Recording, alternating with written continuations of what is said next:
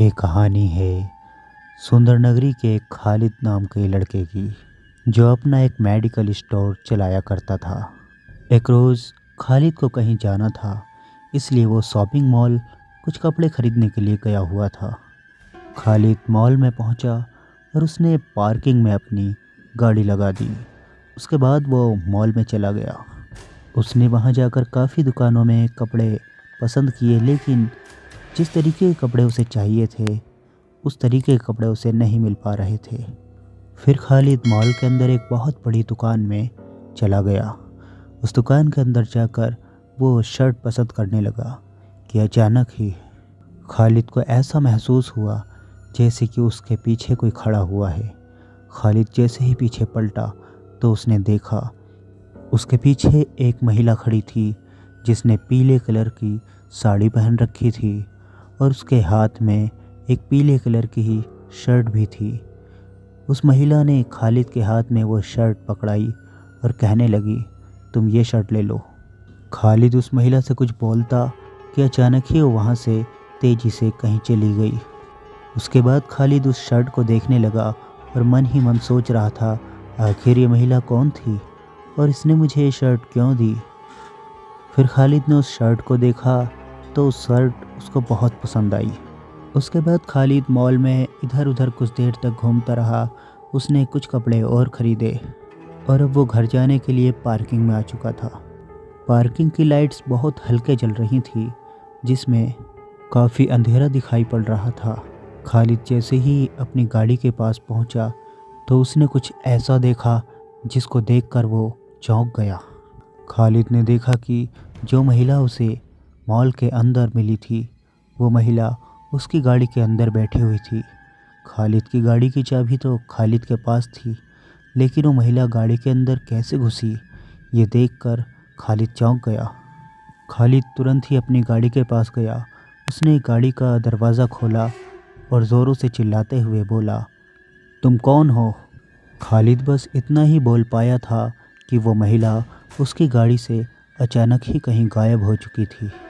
फिर खालिद ने अपने गाड़ी के चारों तरफ चक्कर लगा कर देखा, लेकिन वो महिला उसे कहीं भी नज़र नहीं आई।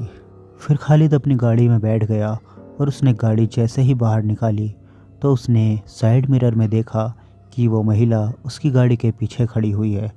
लेकिन अब खालिद वहाँ रुकने वाला नहीं था, इसलिए खालिद ने वहाँ से गाड़ी बाहर निकाल ली, लेकिन वो महिला उसकी गाड़ी के पीछे पीछे दौड़ रही थी। जब खालिद पार्किंग के बिल्कुल गेट पर आ गया तो अचानक ही वो महिला वहाँ से गायब हो गई। फिर खालिद ने पार्किंग के सिक्योरिटी गार्ड से उस महिला के बारे में बताया तो वो सिक्योरिटी गार्ड बोला, आज तक तो साहब ऐसा कुछ भी नहीं हुआ, लेकिन आप कह रहे हैं तो मैं ये भी नहीं कह सकता कि आप झूठ बोल रहे हैं। आप रुकिए साहब, मैं देख लेता हूँ कि पार्किंग में कौन है।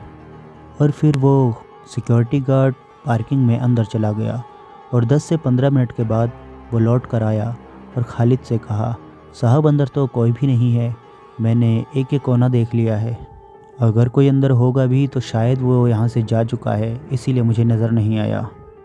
फिर खालिद ने कहा, ओके ठीक है, मैं जा रहा हूँ।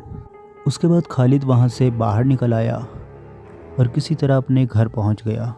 घर आने के बाद खालिद ने अपनी गाड़ी खड़ी कर दी। उसके बाद खालिद ने जो भी सामान वहाँ से ख़रीदा था वो पीछे की सीट पर ही रख दिया था। जब वो पीछे की सीट पर वो सामान उठाने गया तो उसने देखा कि उसकी गाड़ी के अंदर 6-7 जली हुई लकड़ियाँ पड़ी हुई हैं। उन लकड़ियों को देखकर खालिद काफ़ी चौंक गया था और उसने सोचा, ये लकड़ियाँ कहाँ से आई उसकी गाड़ी में। उन सभी लकड़ियों में पीले कलर का धागा लिपटा हुआ था और इस वजह से वो लकड़ियाँ काफ़ी डरावनी भी लग रही थी। फिर खालिद ने हिम्मत करके वो सभी लकड़ियाँ उठाईं और पास के ही एक कूड़ेदान में जाकर वो सारी लकड़ियाँ फेंक दीं।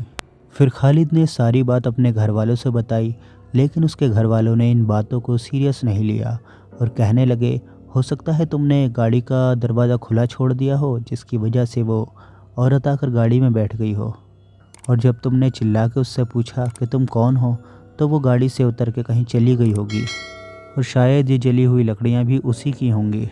खालिद उन लोगों को बहुत समझा चुका था, लेकिन अब खालिद समझ चुका था कि ये लोग समझने वाले नहीं हैं।